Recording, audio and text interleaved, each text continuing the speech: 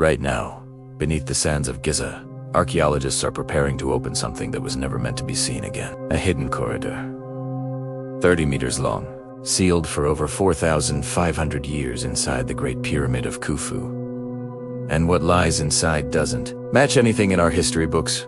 Dr. Zahi Hawass, the renowned Egyptologist, has announced a 2026 unveiling, but there's something the headlines aren't emphasizing. The engineering required to build this. We still don't understand it. Not fully. In 2023, the world of archaeology was shaken by a groundbreaking announcement. A team of international researchers, part of a project called Scampir, used a technique that sounds like something out of science fiction. Cosmic ray Moyan radiography. Essentially, they used particles from space to see through solid stone. Muons are subatomic particles that rain down on Earth from the upper atmosphere. They can penetrate hundreds of meters of rock before being absorbed. By placing detectors inside and around the pyramid, scientists can track the paths of these muons. If there's a dense area, fewer muons get through. If there's an empty space, a void, more muons pass through. It's like a cosmic X-ray. And what did their data reveal? A void.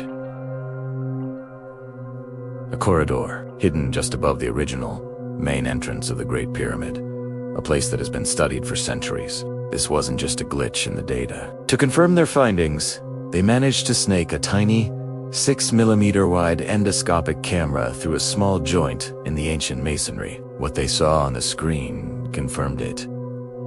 A long, empty passageway with a gabled, chevron-style ceiling, 30 meters long, about 2 meters wide, a space no human eye had seen since the day it was sealed. To understand why this is so extraordinary, we need to take a step back and appreciate the sheer scale of the Great Pyramid itself. Built around 2580 BCE for the pharaoh Khufu, it stood as the tallest man-made structure on Earth for nearly 4,000 years. Think about that. For 4 millennia, nothing built by human hands surpassed it. The pyramid is composed of an estimated 2.3 million massive stone blocks. The average block weighs about 2.5 tons, the equivalent of 2 cars. But some of the granite beams used in the king's chamber, for instance, weigh up to 80 tons. And this granite was quarried in Aswan, over 800 kilometers to the south, then transported and lifted into place with breathtaking precision. We've been studying this monument for centuries. Napoleon brought his savants to measure it. Archaeologists have mapped its every known passage and chamber. And yet, here we are, in the 21st century, still finding hidden rooms inside it. This discovery isn't just about finding another empty space. It forces us to question how much we really know. The official explanation for this corridor is that it was likely built to redistribute weight over the main entrance, a relieving chamber to prevent collapse. That makes sense from an engineering perspective. But the fact that we're only finding it now, with particle physics, suggests that the builders' knowledge was far more sophisticated than we've given them credit for. They didn't just build big. They built smart, with a deep understanding of structural mechanics that we are only now able to fully appreciate with our most advanced technology. The discovery of the corridor brings a much bigger puzzle into focus. The engineering anomalies of the Great Pyramid. These aren't wild theories about aliens.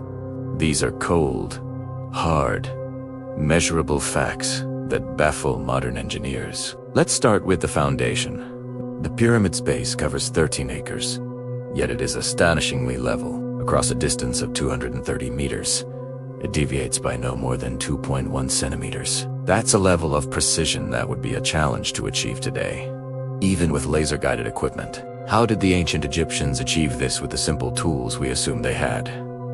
Then there's its alignment. The pyramid is aligned to true north with an accuracy of within 0.05 degrees. That is an almost perfect alignment. This feat required a sophisticated understanding of astronomy and geodesy. It's more accurate than the Meridian building at the Greenwich Observatory in London. Again, the question isn't whether they did it, but how. Now let's look closer at the micro level. The joints between the casing stones. The original polished white limestone that once covered the entire structure were so precise that you couldn't fit a razor blade between them. Some joints are as fine as 1/50th of an inch. These stones were fitted together with sub-millimeter tolerance. Many modern engineers admit that replicating this level of stonework on this scale, without advanced saws and machinery, would be extremely difficult, if not impossible. We were talking about shaping and fitting millions of tons of rock with a precision we associate with watchmaking. And this new corridor adds another layer to the mystery. The challenge isn't just carving a hollow space inside a structure. The challenge is carving a hollow space inside a load-bearing structure that is supporting millions of tons of stone directly above it, and then having that space survive, perfectly intact, for 4,500 years. This isn't just about stacking blocks. This is about managing immense internal stresses. The builders had to know exactly how the weight would be distributed, not just on day one, but for millennia to come, through earthquakes and temperature changes. That is structural mastery. They weren't just piling rocks. They were creating an engineered mountain with internal features designed to last for an eternity. So what does this all mean? It means the conventional story of laborers with copper chisels and wooden sleds might be incomplete. Not necessarily wrong, but perhaps missing a key piece of the puzzle. Key evidence, written in stone and now revealed by cosmic rays, points to a level of knowledge and technical skill that is profoundly underestimated. This isn't about diminishing the achievement of the ancient Egyptians. On the contrary, it's about elevating it. It is about recognizing that their genius may have been far greater and more complex than we ever imagined. As we wait for 2026, when Dr. Hawass and his team plan to finally enter this hidden corridor, the questions multiply. What will they find at the end of this 30-meter passage? A Shelley door? Another chamber? An inscription that finally explains the true purpose of these mysterious features. Whatever they find, it's unlikely to be treasure in the conventional sense. The real treasure is the knowledge. The pyramid is slowly giving up its secrets, not to tomb raiders with torches, but to scientists with particle detectors. It's a reminder that the past still has the power to surprise us, and that some of the greatest mysteries on Earth are not in distant galaxies, but hidden in plain sight, waiting for the right tools to unlock them. The Great Pyramid is not just a tomb.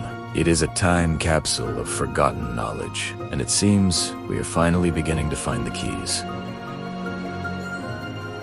The year 2026 isn't just about Khufu's pyramid. It's the tip of an iceberg, a signal of a much larger wave of discovery sweeping across Egypt. Imagine at Karnak, the legendary temple complex. Archaeologists have unearthed evidence of a vast, sacred hydraulic lake, engineered with a precision that baffles modern art. How did they manage water on such a massive scale, with such accuracy, thousands of years ago? Then, travel south to Abydos, one of the oldest cities of ancient Egypt. Here, completely untouched, a tomb from 3,600 years ago was found, its contents pristine, its secrets sealed away for millennia. Each of these discoveries, from the Great Pyramid's hidden corridor to the sacred lake and the intact tomb, paints a picture of a civilization operating on a system scale. We're not talking about scattered tribes or primitive survivalists. This was an organized society deeply engaged in science. Their understanding of hydrology was profound, managing the Nile's floods and directing water with incredible sophistication. Their grasp of astronomy allowed them to align colossal structures to celestial events with pinpoint accuracy. Their architecture, as we see with the pyramids, defied the limits of their time and, in some ways, still defies ours. And they were meticulous record keepers, documenting their knowledge, their history, their beliefs. As the former Minister of Antiquities, Zahi Hawass, announced in 2026, this was not primitive survival. This was organized science on a grand scale. The evidence is overwhelming. They weren't just building monuments. They were building a world based on a deep, interconnected understanding of the cosmos, the Earth, and the very principles of engineering. The question is no longer asterisk. If asterisk, they were advanced, but asterisk, how asterisk advanced they truly were. So, what is the purpose of this mysterious 9-meter corridor inside the Great Pyramid? The global community of Egyptologists, engineers, and physicists is buzzing with theories, each attempting to decode this 4,500-year-old puzzle. The first, and perhaps most straightforward, is the theory of structural pressure relief. The idea is that the corridor was never meant to be entered. It's an empty space, a void, ingeniously designed to redirect the immense weight of the pyramid away from the chambers below it, particularly the so-called Grand Gallery. It's a brilliant architectural solution to prevent collapse a testament to their engineering prowess. Each block in the pyramid weighs tons, and the cumulative pressure is astronomical. This corridor could be a silent, unseen guardian, ensuring the monument's stability for eternity. Then we have the second theory, the one that excites treasure hunters and historians alike. It has an access point to a hidden chamber. Proponents of this idea believe the corridor is not the destination, but the path. It could lead to the true burial chamber of Pharaoh Khufu, a room filled with artifacts and knowledge that has been hidden from the world since its construction. After all, the chambers we know of were found empty, suggesting they might have been decoys to fool tomb robbers. These corridors, sealed from both ends, could be the real entrance, the final gateway to the king's eternal rest. The prospect is tantalizing. The discovery of an unlooted pharaoh-esque tomb from the Old Kingdom would be the archaeological find of the century, rewriting everything we know. A third theory shifts our focus from the ground to the sky. Astronomical alignment. We know the ancient Egyptians were master astronomers, aligning their temples and pyramids with stars and solar events. Could this corridor be part of a celestial clock or calendar? Perhaps on a specific day of the year, a solstice or an equinox. A beam of light from a particular star penetrates the pyramid and illuminates this corridor. Or maybe the corridor itself is angled to point towards a significant constellation, one that held deep meaning for the pharaoh's journey into the afterlife. It wouldn't be a physical passageway for people, but a symbolic one for the king's soul, a channel connecting his earthly tomb to the cosmic realm of the gods. Finally, there's a more esoteric but equally fascinating theory. Acoustic engineering. What if the corridor was designed for sound, not sight or passage? Researchers have discovered that certain chambers within the pyramid have strange resonant properties. The king's chamber, for instance, vibrates at a specific low frequency.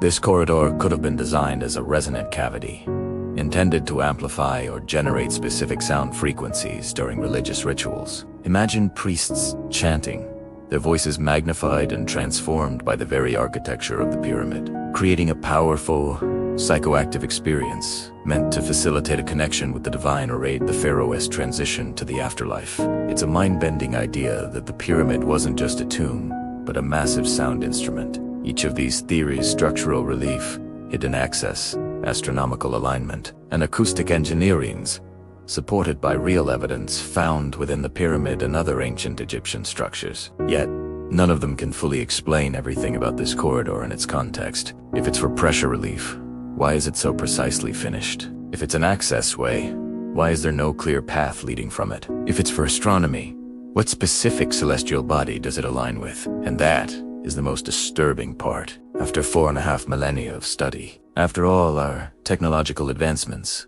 from ground-penetrating radar to cosmic ray muography, the pyramid still resists a complete explanation. It holds its secrets close, leaving us with more questions than answers. The corridor fades into darkness, a symbol of the vast gap in our understanding. And this leads us to a darker, more profound conclusion. Maybe the question we've been asking is wrong. We keep asking, what did they build? We see the stone, the geometry, the sheer scale, and we try to reverse engineer its function. But maybe the real question is, what did they know that we have lost? We tend to view history as a straight line of progress, an upward march from primitive to advanced. But history isn't linear. Civilizations rise, and they collapse. The Library of Alexandria, a repository of the ancient world's knowledge, burned. Entire languages, sciences, and philosophies have vanished, turning to dust and forgotten memories.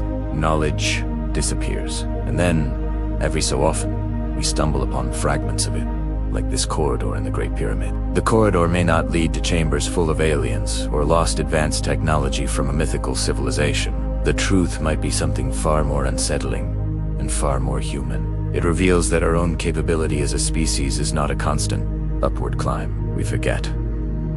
We regress. We lose sight of what we once knew, and we are forced to rebuild our knowledge from scratch, thinking we are the first to discover fire, the wheel, or the stars.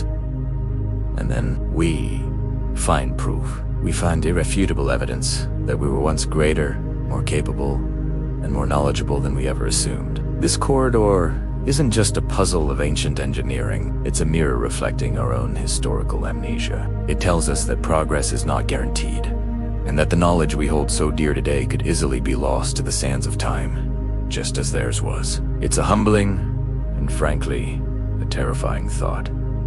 The unveiling is coming. Soon, a robotic probe will navigate that 9th-meter passage and show the world what lies at the other end. The excitement is palpable, a global event, years in the making. And when it happens, when the cameras transmit those first images from a place sealed for 4,500 years, we may not just learn more about ancient Egypt. We may not just solve the riddle of a pharaoh's tomb. We may end up learning something profound about ourselves, about the cyclical nature of human knowledge, our capacity for greatness, and our tragic capacity to forget. The Great Pyramid has always been a symbol of eternity, but perhaps its greatest lesson is about the fragility of civilization itself. Thank you for watching. If you're as fascinated by these mysteries as I am, make sure you resubscribed so you and miss our final analysis when the corridor is finally opened.